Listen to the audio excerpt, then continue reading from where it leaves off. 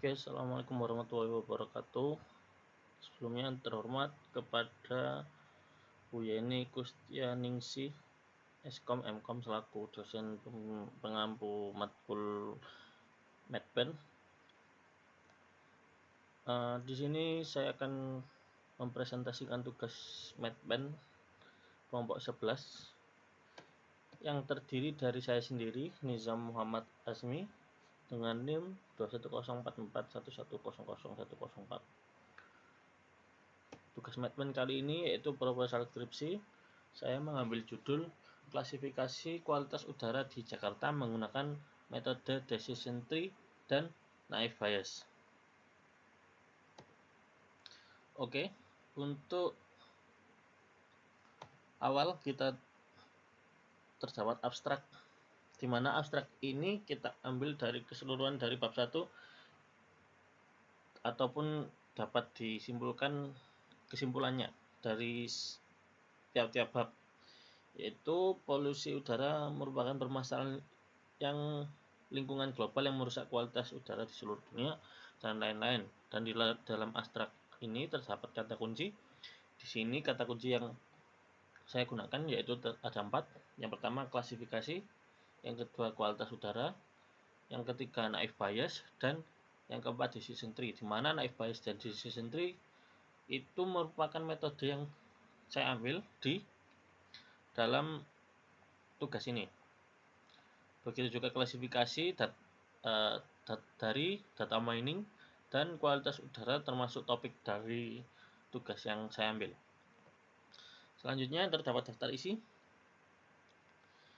di mana daftar isi tersebut terdapat pendahuluan, kajian pustaka, untuk bab 3-nya metodologi, bab 4-nya hasil pembahasan, dan bab yang terakhir kesimpulan. Oke, selain terdapat daftar isi pada tugas saya, kita jabarkan satu persatu. Di dalam pendahuluan terdapat latar belakang, rumusan masalah. Nah, rumusan masalah ini terdapat permasalahan, metode ulasan, dan pertanyaan penelitian. Selanjutnya terdapat batasan masalah, tujuan penelitian, manfaat penelitian, sistematika proposal. Lalu, untuk bab 2-nya, kajian pustaka terdapat landasan teori, itu terdapat pengertian polusi udara, pengertian data mining, dan pengertian-pengertian yang lain. Dan terdapat penelitian terdahulu menggunakan tabel. Nanti saya share bagaimana tabelnya. Terus terdapat bab 3 metodologi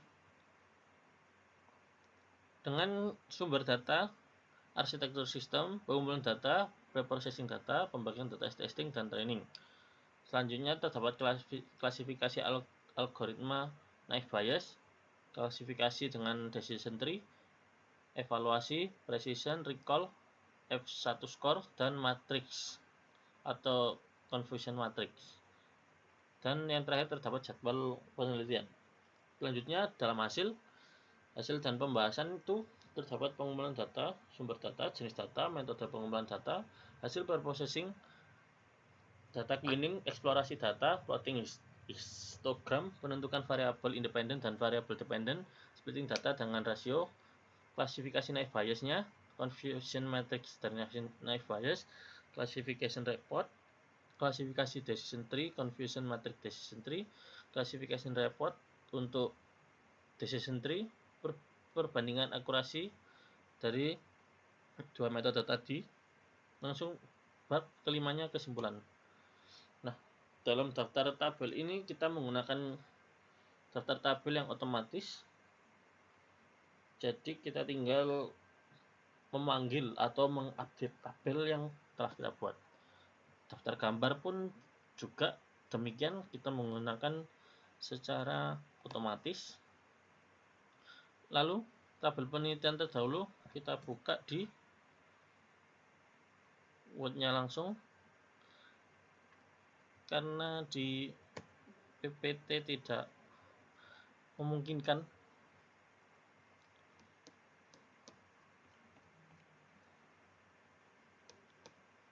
Nah, penelitian terdahulu klasifikasi dari di sini terdapat nomor, judul, dan hasil.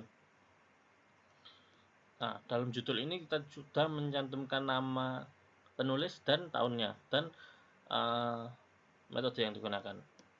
Jadi sesuai dengan kesepakatan kemarin bahwasanya kita harus meminimalisir dari tabel yang sangat banyak menjadi sedikit. Lalu dua metodologi. Nah, sumber data yang diambil itu kita menggunakan data. Pertama saya nyarinya dari Kaggle. Oh, ternyata nemu ataupun saya mencari lebih dalam lagi, ternyata di web ISPU DKI Jakarta itu terdapat data-data tersebut ya, mulai dari tahun 2010 sampai tahun 2021. Untuk arsitektur sistemnya, nah di sini terdapat input, proses, dan output, di mana input itu kita mengidentifikasi dataset, langsung kita proses dari data cleaning, preprocessing, normalisasi, klasifikasi dengan kedua metode tadi, lalu dievaluasi, lalu kita mendapatkan output yaitu akurasi, terdapat conclusion matrix juga. Selanjutnya, nah metode yang kita gunakan itu decision tree dan dari naive Bayes. Di sini kita akan mengkomparasi atau membandingkan dari kedua metode tersebut.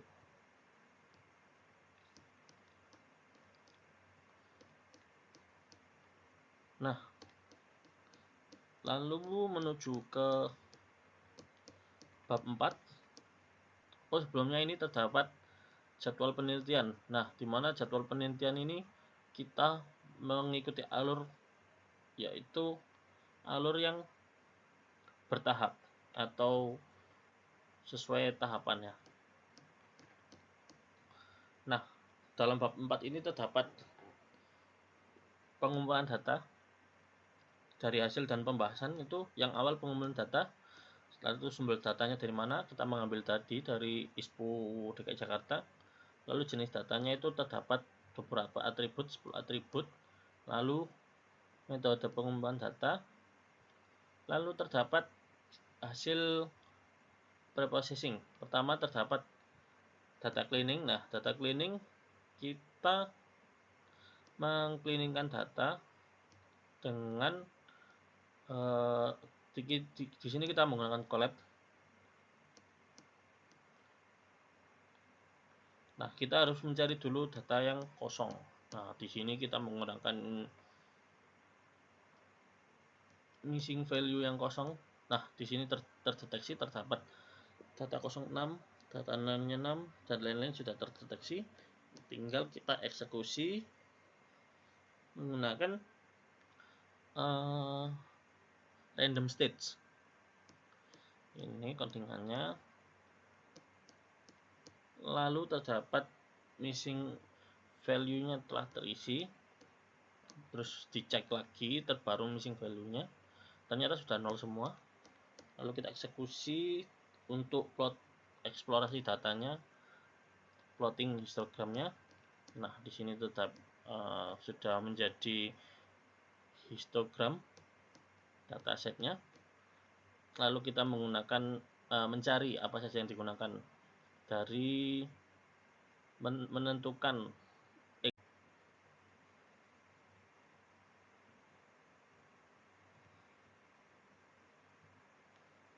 Oke, kita lanjut. Maaf tadi videonya kepotong karena penyimpanan telah penuh.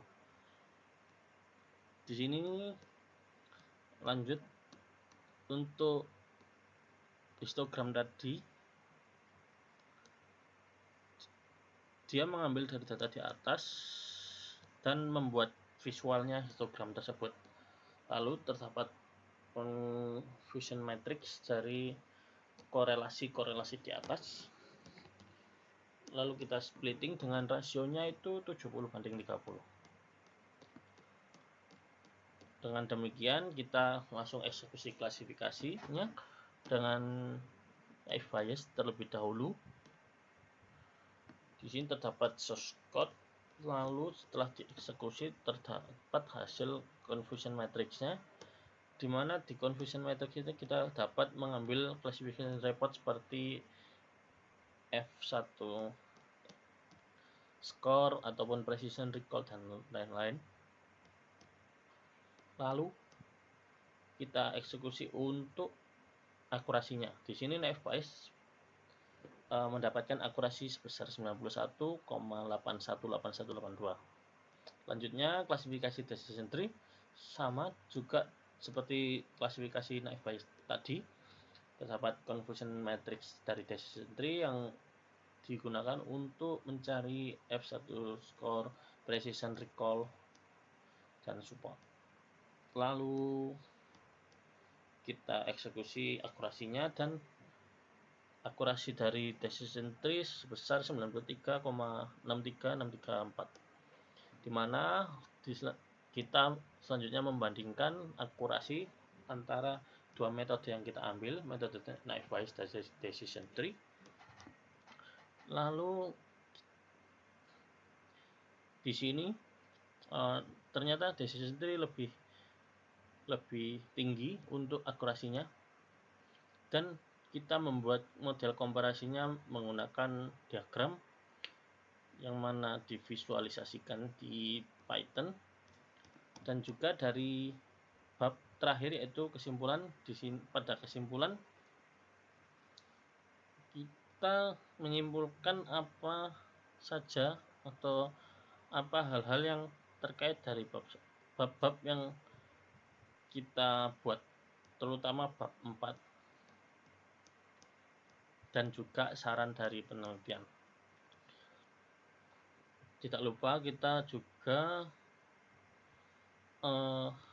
mensitasi referensi-referensi yang kita dapatkan dari jurnal menggunakan Mendeley agar tertata dengan rapi. Oke, saya menjelaskan sedikit tadi terlewat bab 1. Untuk bab 1 ini saya sudah menggunakan saran dari kesepakatan di kelas, yaitu 5W, dimana agar lebih tertata rapi dan sesuai dengan konteks yang tertera. Lanjut ke PPT.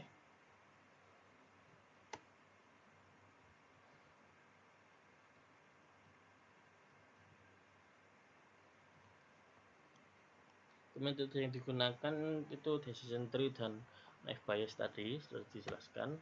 Lalu di sini media pembelajaran yang saya ambil itu dari TikTok, karena sekarang TikTok tidak semua hal joget-joget, atau banyak juga hal-hal yang bermanfaat, seperti saya mengambil tutorial cara mensitasi dengan cepat di TikTok, cara menyusun tabel,